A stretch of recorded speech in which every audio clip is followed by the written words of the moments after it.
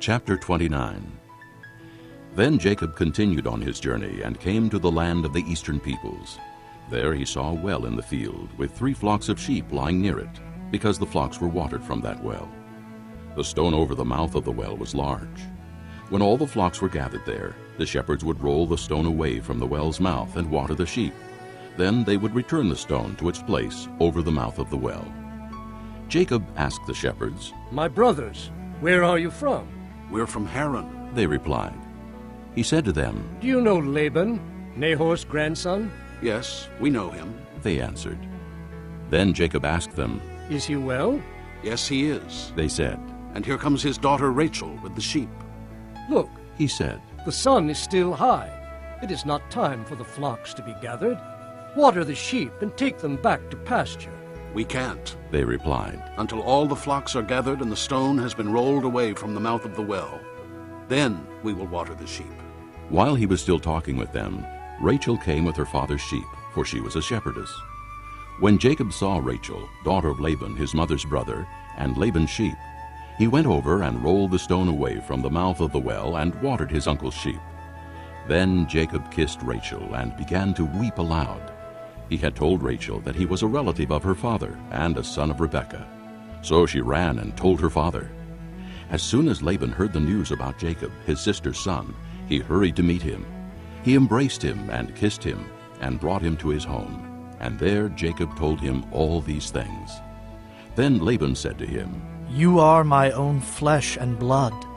After Jacob had stayed with him for a whole month, Laban said to him, "Just because you are a relative of mine, should you work for me for nothing? Tell me what your wages should be." Now Laban had 2 daughters. The name of the older was Leah, and the name of the younger was Rachel. Leah had weak eyes, but Rachel was lovely in form and beautiful. Jacob was in love with Rachel and said, "I'll work for you 7 years in return for your younger daughter Rachel." Laban said, "It's better that I give her to you than to some other man. Stay here with me." So Jacob served 7 years to get Rachel, but they seemed like only a few days to him because of his love for her. Then Jacob said to Laban, "Give me my wife. My time is completed, and I want to lie with her."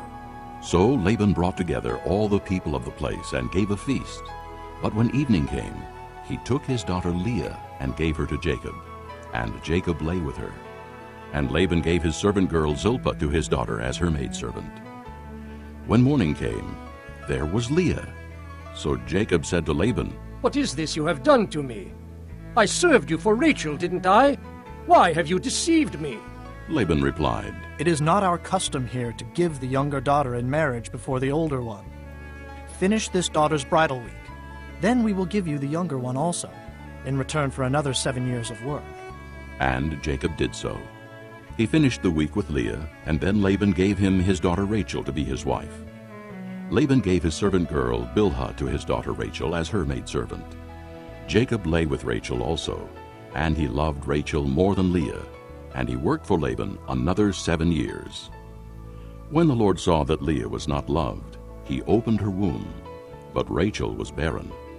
Leah became pregnant and gave birth to a son.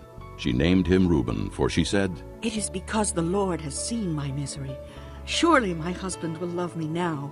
She conceived again, and when she gave birth to a son, she said, "Because the Lord heard that I am not loved, he gave me this one too." So she named him Simeon.